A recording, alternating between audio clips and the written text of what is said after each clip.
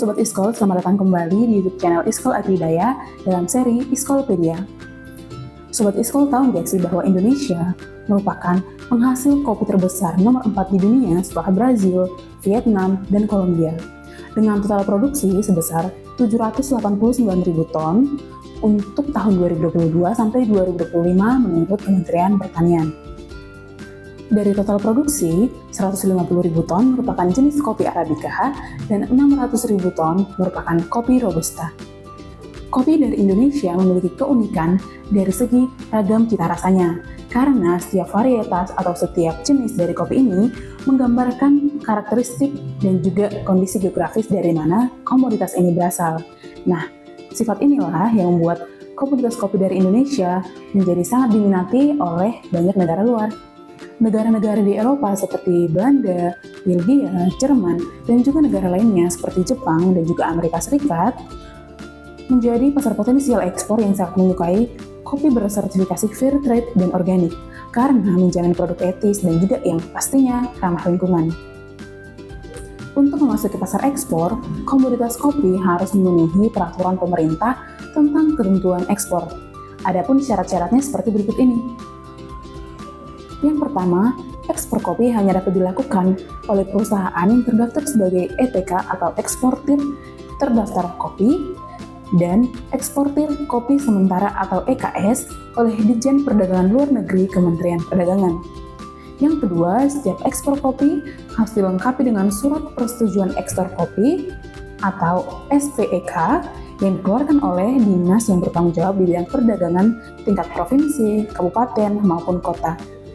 Yang ketiga, mutu kopi yang diekspor harus sesuai mutu yang ditetapkan Menteri Perdagangan dan harus disertai surat asal yang membuktikan kopi tersebut berasal, dihasilkan, dan diolah di Indonesia. Di Indonesia, kamu harus memenuhi Standar Nasional Indonesia atau SNI sebagai langkah awal. Standar ini mencakup berbagai aspek teknis seperti ukuran dan bentuk biji kopi, kadar air maksimal biasanya di bawah 12,5%, bebas dari benda asing, serta tidak mengandung hama atau penyakit tanaman. Selain itu, Sobat Iskol juga wajib melengkapi berbagai dokumen pendukung, seperti sertifikat kelayakan ekspor, sertifikat asal, dan sertifikat fitosanitari. Namun, jika Sobat Iskol ingin memasuki pasar Eropa yang dikenal sebagai salah satu pasar kopi terbesar di dunia dan juga yang paling selektif, maka standar nasional saja tidak cukup. Standar Eropa memiliki seperangkat peraturan ketat yang harus kamu patuhi. Yang harus kita mention dari pasar Eropa adalah mereka tidak hanya mau membeli rasa dan juga produk kopi kita, tetapi juga cerita yang ada di balik kopi tersebut. Mereka menghargai produk yang transparan, etis, dan memiliki jejak karbon yang rendah. Maka tak heran jika standar mereka terasa jauh lebih kompleks. Nah, setelah mengetahui info-info ini, Sobat Iskol bisa memulai dengan mempelajari SNI dengan lebih detail, memperbaiki pengolahan pasca panen, menata sistem dokumentasi, bahkan mulai mengurus sertifikasi keberlanjutan.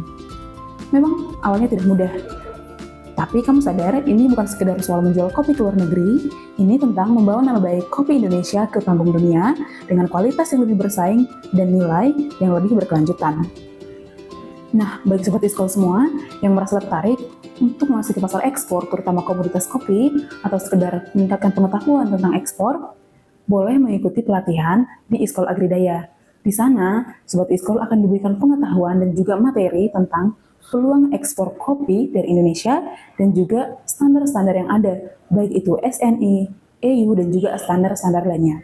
Untuk info lebih lanjut, Sobat Iskol bisa mengunjungi website dari Iskol Agridaya atau media sosial Iskol Agridaya, baik di Instagram dan juga LinkedIn. Kalau begitu, thank you for watching dan sampai ketemu di konten-konten kita berikutnya.